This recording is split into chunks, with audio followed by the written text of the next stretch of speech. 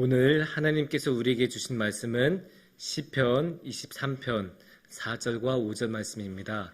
시편 23편 4절과 5절 말씀입니다. 제가 봉독해 드리도록 하겠습니다. 내가 사망의 음침한 골짜기로 다닐지라도 해를 두려워하지 않을 것은 주께서 나와 함께 하심이라. 주의 지팡이와 막대기가 나를 안위하시나이다. 주께서 내 원수의 목전에서 내게 상을 차려주시고 기름을 내 머리에 부으셨으니 내 잔이 넘치나이다. 아멘. 예, 우리가 살다 보면 많은 가구를 사용하잖아요.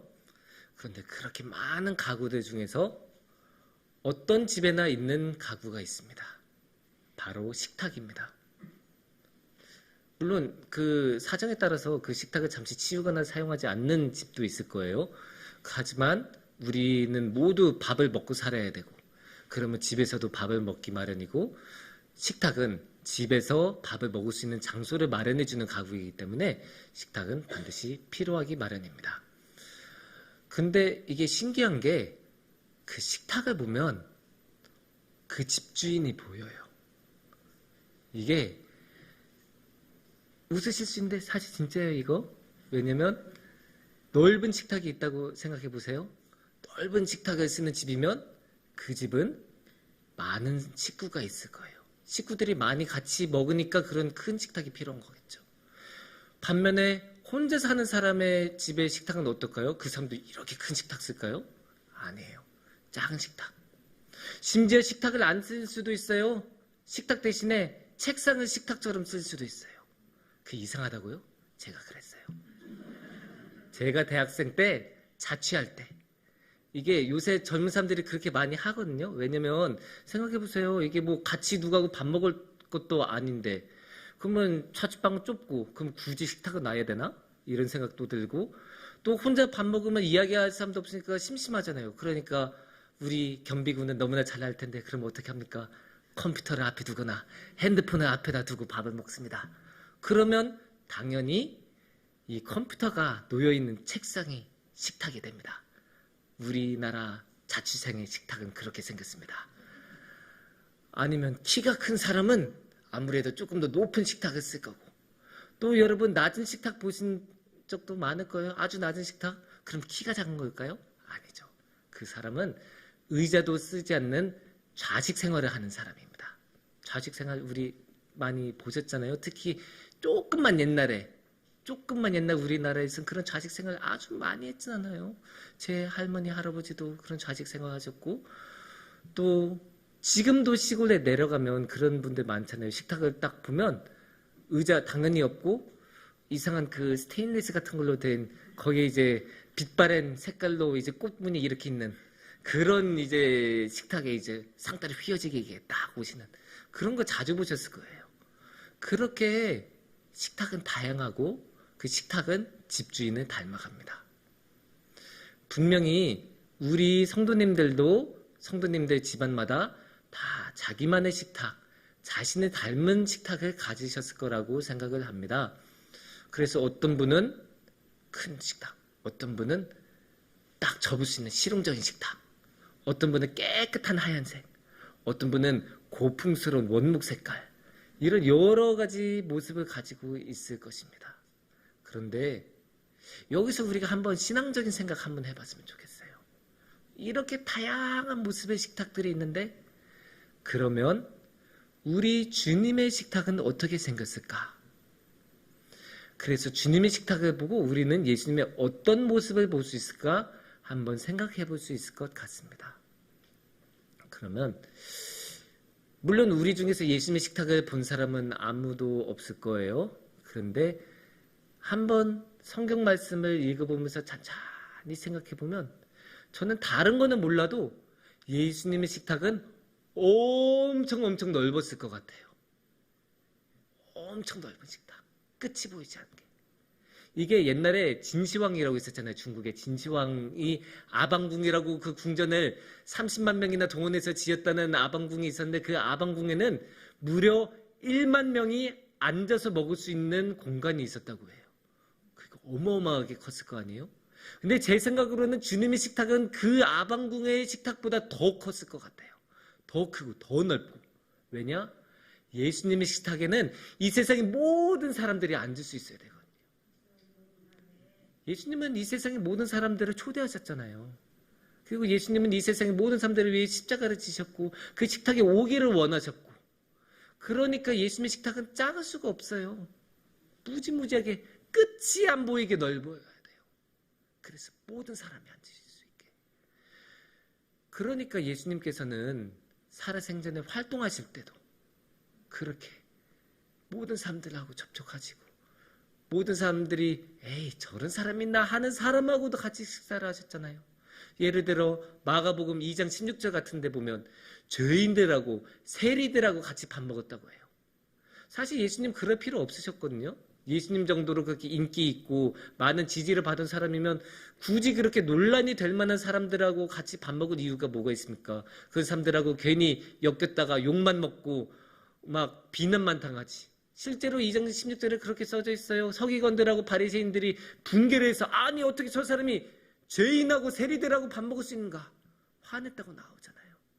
아니 편하게 가려면 그냥 그 동네에서 제일 돈 많은 사람, 마을 이장님, 아니면 제일 똑똑한 사람, 뭐 회당장, 이런 사람들하고만 모아서 그냥 같이 밥 먹고 이야기하고 가끔 좋은 말씀 던져주고, 그러다가 거기 그 집 자제분이 아프면 아이고 하고 딱 해서 권능으로 낫게 해주시고, 그러면 또 그분들이 얼마나 좋은 대접 해주시겠어요. 이렇게 편하게 사실 수 있었는데, 근데 아무리 봐도 그건 예수님한테 안 어울려요. 그런 쉬운 길은 예수님 같지가 않아요. 왜냐? 예수님은 모든 사람들에게 경멸당하는 사람, 모든 사람들이 죄인이라고 생각하는 사람, 모든 사람들이 입을 모아서 저 사람만큼은 안 되라고 말하는 그 사람조차도 식탁으로 불러주시는 분이시니까. 그러니까 예수님은 우리가 생각한 것보다 그 식탁이 넓어도 너무 넓을 수밖에 없어요. 그렇게 넓으니까 우리 같은 사람도, 우리 같은 죄인도 주님의 식탁에 참여할 수 있는 것 아닙니까? 예수님의 고향에서 그토록 말도 안 되게 멀리 떨어진 곳에서 사는 우리, 예수님이 사시는 시대하고 그토록 멀리 떨어져 살고 있는 우리도 그러니까 예수님의 식탁에 참여할 수 있는 거예요. 예수님의 식탁이 그토록 넓기 때문이니까요. 예수님의 식탁을 생각을 해보면 또 다른 모습이 저는 떠오릅니다. 예수님의 식탁은 높을 것 같아요. 이 높다라고 하면 좀 이상한, 높다? 높다는 게 무슨 말이지? 나는 키가 작아서 높으면 곤란한데? 이렇게 생각하실 수도 있는데, 그런 일반적인 낮고 높음의 의미가 아니고 여기서 높음은 성벽처럼 높다라고 생각하시면 좋을 것 같아요. 우리 교회 뒤편으로 조금만 가면 옛날 그 성벽이 있잖아요. 성벽은 무조건 높아야죠. 그래야 적군이 그냥 함부로 들어오지 못하고 나쁜 사람들을 막아낼 수가 있잖아요. 그런 것처럼 예수님의 식탁은, 주님의 식탁은 그런 역할을 해주세요. 오늘 말씀에 그게 너무나 잘 나타나 있잖아요. 오늘 말씀 5절을 보면 주께서 내 원수의 목전에서 내게 상을 차려주시고 라고 써져 있습니다. 예. 이 원수 앞에서 밥을 먹는다. 이게 참 특이하다고 저는 생각했어요. 그리고 이 말씀을 읽을 때마다, 이 말씀을 묵상할 때마다 저는 이게 참 생각이 깊고 특이하고 어떻게 이런 생각을 하셨을 수 있을까라는 생각이 들 정도로 항상 읽을 때마다 깊은 감명을 받아요. 저는 이게 어떻게 보면 되게 이상해 보일 수가 있어요. 원수 앞에서 밥을 먹는다는 게, 아니 그냥 나하고 예수님하고 둘이만 먹으면 되는데 굳이 원수까지?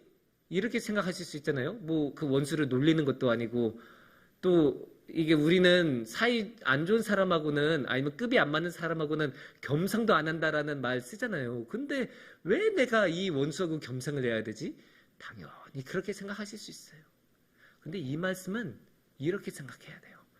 그러니까 나하고 예수님하고 이렇게 있는데 이 식탁을 이렇게 옮겨서 원수한테 다가가는 그런 게 아니고 나하고 원수하고 둘이 서 있는데 예수님께서 나한테 식탁을 가져다 주시는, 그래서 원수가 나를 어떻게 해보려고 순간만 노리고 틈만 노리는 그 상황에서 편안하게 식사를 할 수 있는 그런 은혜를 주님께서 베푸신다는 뜻으로 우리는 봐야 돼요. 여기서 이 원수에 대해서 우리는 조금 더 생각할 필요가 있어요. 우리가 이 원수라는 말을 좀 더 진지하게 받아들여야 돼요. 이게 너무나 유명한 시편이니까 그냥 원수하고 나쁜 사람하고 그냥 지나갈 수가 있잖아요. 근데 이 원수라는 게 우리가 실제 생활에서 만나면 정말 우리 삶이 힘들게 만드는 사람이거든요. 어떻게 해서라도 나를 힘들게 만들려는 사람, 정말로 악한 의지를 가지고 나를 죽이려고 하는 사람, 나를 구체적으로 죽이려고까지는 안 해도 자신의 행동으로 인해 내가 죽어도 상관이 없어 하는 사람, 그런 무서운 사람이 원수예요. 그런 원수, 정말 그렇게 안 해도 되는데 굳이 그렇게 해서 나한테 피해를 주는 사람, 그리고 내가 그런 피해를 겪고 힘들어하고 내 삶이 파괴가 되어도 전혀 개의치 않는 사람, 그런 게 원수예요. 그런 원수를 너무너무 잘 보여주는 게 오늘날의 학교폭력의 모습이에요. 물론 옛날에도 학교폭력 있었어요. 제가 학교 다닐 때도 학교폭력 심했고 저보다 위에 10년, 20년 위에도 학교폭력 그때는 왜 없었겠어요? 학교폭력 항상 있었어요. 근데 요새 학교폭력은 조금 달라요. 진짜 조금 달라요. 왜냐? 그 학교폭력의 가해자들이 그렇게 하는 이유가 없어요. 그 사람들이, 그 가해자들이 말하는 거 들어보면 정말 그 이유가 말 같지도 않은 이유예요. 그냥 내가 해보고 싶었다. 그냥 기분이 나빴다. 그냥 걔가 재수가 없었다. 그러면서 그 상대방에게, 피해자에게 말도 안 되는 영혼을 파괴하는 그런 행동을 일삼거든요. 근데 왜냐? 그냥 할 수 있으니까, 그냥 내가 할 수 있으니까 한다. 이게 원수의 모습이에요. 구체적인 뭐 그런 이유도 없이, 원한도 없이 그냥 악의 하나만 가지고 나의 삶을 파괴할 수 있는 사람, 그게 원수예요. 이런 원수 앞에서 주님은 우리에게 식탁을 베풀어 주십니다. 이런 원수 앞에서 주님은 우리를 지켜주시고, 그렇게 지켜주신 것으로도 모자라서 식사를 하고 일상생활을 누릴 수 있는 평안을 허락해 주시는 거예요. 이건 정말 너무나 크신 은혜, 엄청난 은혜예요. 그래서 우리가 여기서도 생각해 보면 주님, 우리가 가지고 있는 식탁의 모습이 달랐던 것처럼 우리가 마주했던 원수의 굴도 모두 다 각기 다를 거예요. 여러분들도 분명히 오랜 삶을 살아오시면서 원수를 만나보신 적이 있으실 거고, 원수와 같은 사람을 만나보신 적도 있을 거예요. 어떨 때는 직장 상사일 수도 있고, 어떨 때는 불의한 이웃일 수도 있고, 어떨 때는 같은 학급의 안 좋은 사람일 수도 있고, 여러 모습의, 여러 얼굴의 원수가 있죠. 너무나 다양한 모습의 원수가 있고, 그런 원수는 언제 갑자기 우리의 삶에 들어올지 몰라요. 그런 여러 원수들 중에 예를 들면 이런 원수도 있을 것 같아요. 그리고 그 원수 앞에서 주님께서 베풀어 주셨던 식탁은 병원의 식탁일 수 있을 것도 같아요. 여러분들 병원에 병문안 가시거나 입원해 보셨으면 모두 아시죠? 이렇게 침대가 쭉 있고 이 앞에서 딱 이렇게 끌어올릴 수 있는 식탁. 되게 불편한 식탁이지만 계속 이렇게 딱 하면 그 위에서 음식을 올려다 놓고 음식을 먹을 수 있는 그런 식탁이 있잖아요. 병원의 식탁. 그러면 이 병원의 식탁에서 마주하고 있는 원수는 누구일까요? 죽음일 것입니다. 우리의 마지막 원수 죽음. 우리의 최후로 극복이 되는 원수 죽음이 우리 앞에 마주하고 있을 때에도 주님께서는 우리에게 병원의 식탁을 허락해 주시면서 음식을 먹을 수 있게 해주시고 또 하루의 삶을 허락해 주시는 거예요. 이게 정말로 아프면 말입니다. 뭘 먹느냐, 맛있는 거 먹느냐, 그런 거 중요하지 않아요. 내가 이 눈앞에 있는 음식물을 떠서 내 입 안으로 넣어서 내 목구멍으로 넘길 수만 있으면 그러면 감사한 거예요. 진짜 아프면 그래요. 진짜 아프면 내가 먹을 수 있는 것만으로도 감사해요. 그래서 일용할 양식을 주신 것만이 아니라 이 일용할 양식을 먹을 수 있는 것만으로도 정말 주님 이 일용할 양식을 주셔서 소화할 수 있게 해주셔서 감사합니다. 이 말이 나올 수밖에 없는 거예요. 그런데 주님께서는 그것을 우리에게 허락해 주십니다. 주님께서는 우리에게 그렇게 허락해 주셔서 우리의 원수 죽음이 바라보고 있는 가운데서도 그렇게 음식을 먹고 또 하루를 보낼 수 있도록 새로운 힘을 주십니다. 그러니 우리는 주님께 감사할 수밖에 없어요. 어떻게 주님은 우리에게 이렇게 많은 은혜를 주실까? 내가 뭐길래? 아니 나는 항상 죄만 저지르고 내가 저지른 죄가 그렇게 많은데 그렇게 틈만 나면 하나님으로부터 멀어지려고 했었던 나인데 왜 주님은 나를 끝내버리시지 않으시고 이렇게 또 한 번의 식탁을 허락해 주시고 원수 앞에서 밥을 먹을 수 있도록 허락해 주실까? 그러니까 우리는 이 5절에 나온 것처럼 내게 상을 차려주시고 기름을 내 머리에 부으셨으니 내 잔이 넘치나이다 라고 말을 할 수밖에 없는 거예요. 그러니까 내 잔이 넘쳐요. 내 잔이. 내가 받을 자격이 안 되는데 내가 받아도 되는 것보다 받을 수 있는 것보다 더 많이 주세요. 더 많이 주시는 분이 예수님이에요. 우리가 큰 선물을 받다 보면 내가 이렇게 큰 선물을 받아도 되나? 라고 물어보기도 하잖아요. 그런데도 하나님께서는 그런 큰 선물을 그냥 주세요. 거리낌 없이 그냥 주시고. 그리고 원래 하나님은 그런 분이세요. 원래 예수님은 우리가 죽음의 위협에 노출이 되었을 때 항상 보호해 주시고 지켜주시는 분이세요. 4절에 어떻게 나오는지 우리 한번 볼까요? 오늘의 말씀 4절을 보시면 내가 사망의 음침한 골짜기로 다닐지라도 해를 두려워하지 않을 것은 주께서 나와 함께 하심이라 주의 지팡이와 막대기가 나를 안위하시나이다. 이렇게 분명히 나오잖아요. 내가 사망의 음침한 골짜기를 지날지라도 그 위험한 죽음의 위기에 놓여 있을지라도 주님께서는 함께 하신다. 주님께서는 우리 버리지 않으세요. 주님께서는 기꺼이 그 사망의 음침한 골짜기에 같이 오셔서 같이 걸어가 주셔서 우리를 지켜주시고 그 한 걸음 한 걸음 다 같이 가주시면서 우리를 보호해 주신 분이 예수님이세요. 그렇게 예수님이 지팡이로 안위해 주시고 막대기로 이끌어 주시니까 우리가 그 하루하루의 그 위험한 순간과 사망의 음침한 골짜기에서도 절망하지 않고 또 다른 새로운 하루를 맞이하면서 주님과 함께 주님께 나아갈 수 있습니다. 그러기에 더해서 주님께서는 그 사망의 음침한 골짜기에서 나오는 그 길에 식탁까지 주시잖아요. 식탁까지 마련해 주시면서 원수 앞에서 우리의 일상생활을 누리면서 배를 채울 수 있도록 허락해 주시니 이 얼마나 큰 은혜입니까? 그래서 주님 앞에서는 감사밖에 드릴 게 없고 오직 찬양밖에 드릴 게 없어요. 다른 말을 할 수가 없어요. 내가 받은 것이 이렇게 많다는 것을 알면 불평할 수가 없어요. 어떻게 불평하겠습니까? 이 상을 걷어치워 주시는 순간에 이 원수가 나를 공격할 거 뻔히 아는 사람이라면 절대로 불평할 수가 없습니다.